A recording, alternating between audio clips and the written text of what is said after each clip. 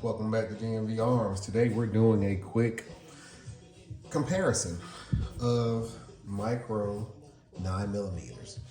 So these are 4 guns that I actually have in today.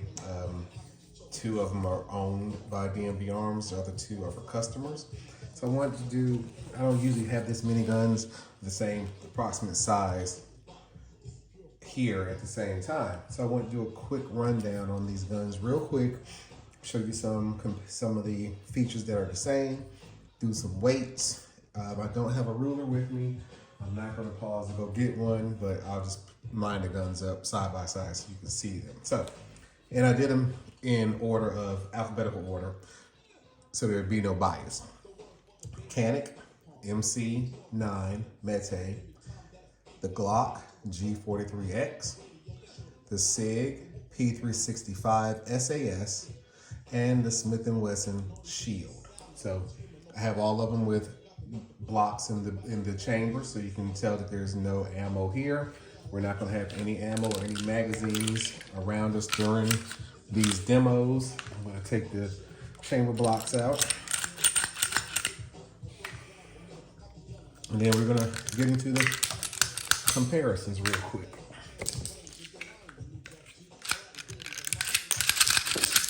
All right, so let's start with the Canik MC9. Drop it on the scale. This gun comes in at 1 pound, 2.9 ounces. The G43X, 1 pound, 1 ounce. Sig 365 SAS, 1 pound even. And the Smith & Wesson Shield Plus, 1.21 ounces. So right now, this is the lightest gun out of all of them. And I think just by looking at them side by side laid here, the Sig has the smallest, stature of all of them too. A little bit shorter than the Canik, a little bit shorter than the GLOCK, and a little bit shorter than the Smith & Wesson. Yep, just a little bit. Now, let's look at capacities. The METE 9, MC METE, comes with a 12 round and a 15 round magazine, and this gun is backwards compatible. So any Canik magazine that you may already have, this gun will use. It can use any Canik magazine. I think that is the one unique thing out of all of these guns that none of these other ones can do. It can't use any magazine. This is the only one that can use any magazine. And we know Canik is known for having great triggers at a very reasonable price. So that's a plus for the Canik. Has a rail on it, has the slide cuts so you can throw an optic on it, and it does have a very, very bright white dot slide.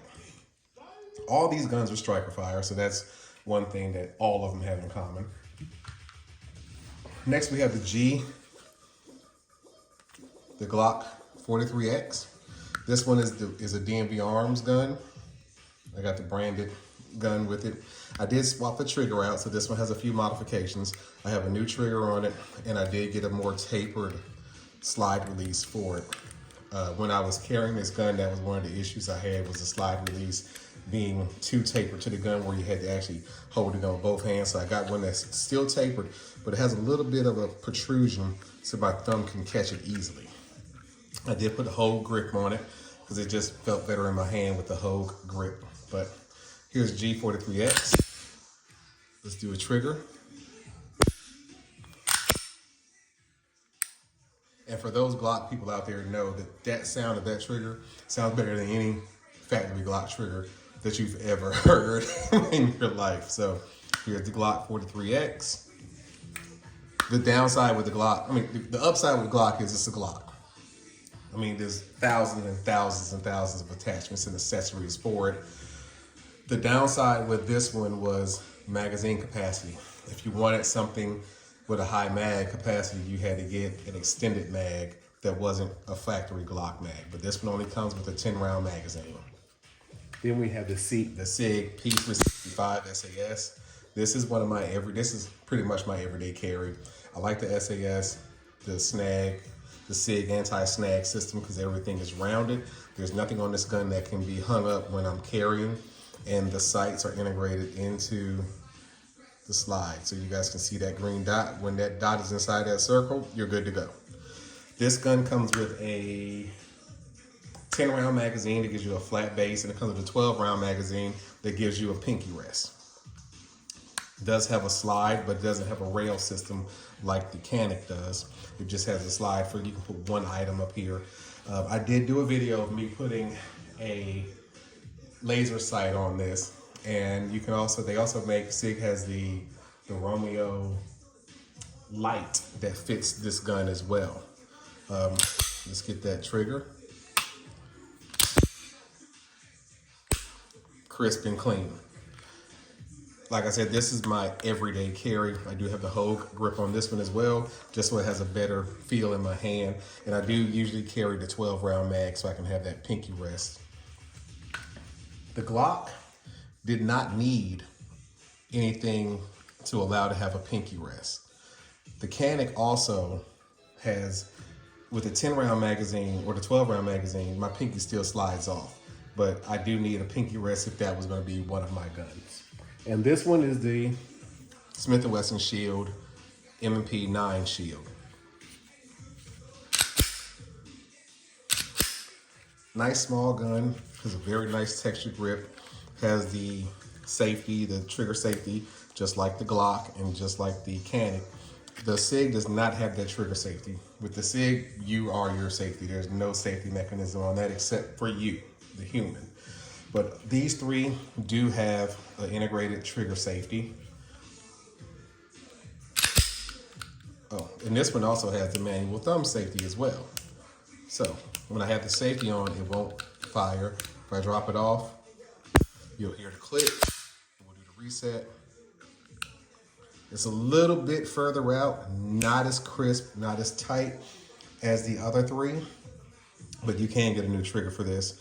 The downside with the MMP, in my opinion, was the magazine capacity. I think this one only comes with a 6 or 8 round magazine, so you're losing rounds with the Smith & Wesson, the Glock, whereas the Sig and the Canik, you have high capacity, small platform. But this gun, I almost didn't want to sell it because I wanted a Canik, and I like this Canik, it feels good, but I still think I'm gonna stick with my Sig for my EDC for now until I can find something that comes in this same, length, because I'm not a holster carrier. I don't like holsters, I don't like them on my body. I'm a pocket carrier. For me, out of these, my Sig is the only one that I could comfortably pocket carry with any type of pants on. If I'm wearing a suit, if I'm wearing jeans, if I'm wearing cargos, if I'm, other than basketball shorts, I have a different gun for that. But with all 4 of these, you can't go wrong. And I think all of these you can get, minus the Sig, minus this one, these 3 fall under the $500 range usually. Whereas the Sig, you're gonna pay a little bit more for that one. But Smith & Wesson, Glock, Canik, you're gonna be under that $500 range. I think the Glock might be a little bit over 500. I know the Canik runs around in the mid 4s, and so does the Smith & Wesson. I think the Sig is the only one that comes out above 500. But here's my quick demo. I got to get this thing boxed up and shipped out to my customer. And hope you guys have a great day. I hope this was a beneficial video for you guys. Check us out at DMV Arms, DMV_Arms on Facebook. On Instagram, DMV Arms on Facebook, DMV Arms on YouTube. Well, I neglected to do size comparisons with all of them. So we did the Sig. We know the Sig is the shortest out of all of them. It has the smallest platform. But what about if we compared the Smith & Wesson to the Canik? And most people would cheat on this and have it slide to slide, but I'm going back the furthest distance of the gun on both of them and lining them up. And these are almost identical in length. Almost identical in length. Even though the Smith & Wesson slide is a little bit shorter, but when you look at the butt of the gun, the back, the furthest portion back of the gun, these guns are almost identical in length. When we grab the GLOCK and go with the GLOCK against the Canik, identical in length as well. And we're gonna do GLOCK against the Smith & Wesson. And again, I'm going from the furthest point back to the tip. And on this one, because of the beaver tail, to keep that slide from grabbing your hand, the GLOCK is a little bit longer, a smidge. But you know what? No matter which one you go with, you got a great gun. These two have chamber indicators. So if there was a live round in this Canik, this little piece would pop up and there's a red, it would show red. I might be able to push it up with this. So this would pop up and you would see red on that. So if there was a live round in the chamber. On the Smith & Wesson, there's a hole.